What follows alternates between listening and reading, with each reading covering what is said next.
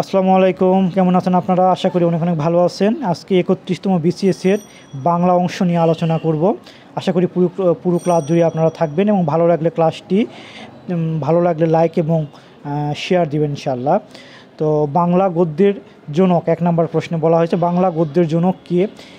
বাংলা গদ্যের জনক ঈশ্বরচন্দ্র বিদ্যাসাগর। তো ঈশ্বরচন্দ্র বিদ্যাসাগরের বেশ কিছু গুরুত্বপূর্ণ বই আছে। এর মধ্যে একটা ক্লাসিক বই আছে বাচ্চাদের জন্য, যেটি লিখেছিলেন সেটা হচ্ছে বর্ণ পরিচয়। এটা আপনারা মনে রাখবেন, প্রচুর পরীক্ষায় আসে। তো একের এ নাম্বার অ্যান্সার হবে। 2-এর অ্যান্সার আনন্দমঠ উপন্যাসের লেখক কে?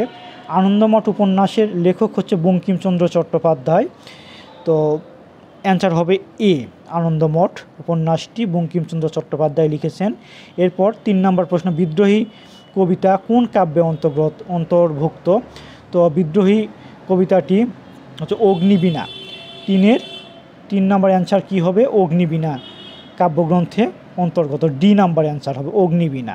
হ্যাঁ, আরও একটা প্রশ্ন আসে যে এই অগ্নিবীণা কাব্যগ্রন্থের প্রথম কবিতার নাম কি?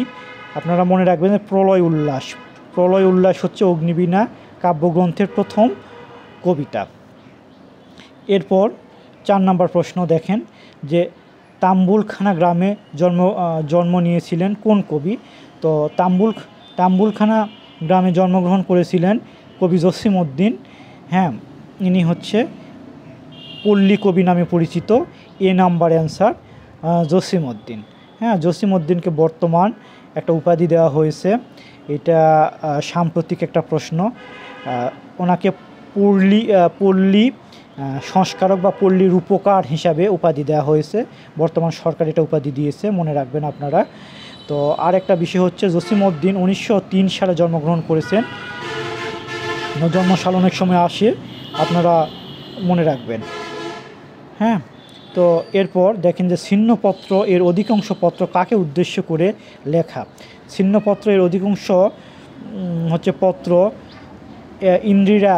ইন্দিরা দেবীকে উদ্দেশ্য করে লেখা। হ্যাঁ, এ নাম্বার 5-এর এ নাম্বার অ্যান্সার হবে। 6 নম্বর প্রশ্ন, মাইকেল মধুসূদন দত্তের বীরাঙ্গনা কাব্য কোন ধরনের কাব্য? বীরাঙ্গনা কাব্য হচ্ছে পত্রকাব্য। এটা হচ্ছে 6-এর সি নাম্বার।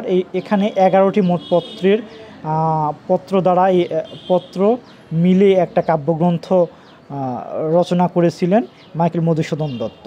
হ্যাঁ, বীরাঙ্গনার কাব্য। এরপর 7 নম্বর, অশোক সৈয়দ কার ছদ্মনাম? অশোক সৈয়দ হচ্ছে আব্দুল মান্নান সৈয়দ। এ নাম্বার অ্যান্সার। আব্দুল মান্নান সৈয়দের ছদ্মনাম হচ্ছে অশোক সৈয়দ। তিনি এই নামে লেখালেখি করতেন। এবার দেখেন 8 নাম্বার আমরা প্রশ্নে আলোচনা করবে। বটতলার উপন্যাস গ্রন্থের লেখকের নাম কি? বটতলার উপন্যাস লেখকের নাম হচ্ছে রাজিয়া খান। বি নাম্বার অ্যান্সার, রাজিয়া খান বটতলার উপন্যাস লিখেছেন। হ্যাঁ, তো এরপর 9 নাম্বার প্রশ্ন।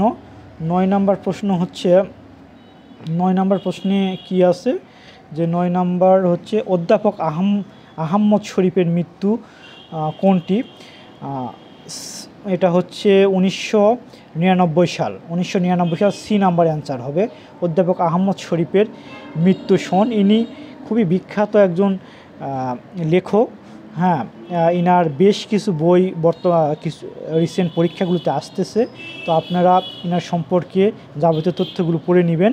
আশা করি সামনে পরীক্ষায় আপনারা ইনার বিষয়ে যে কোনো প্রশ্ন কমন পাবেন ইনশাল্লাহ।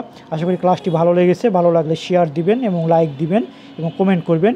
ভালো থাকবেন। আসসালামু আলাইকুম।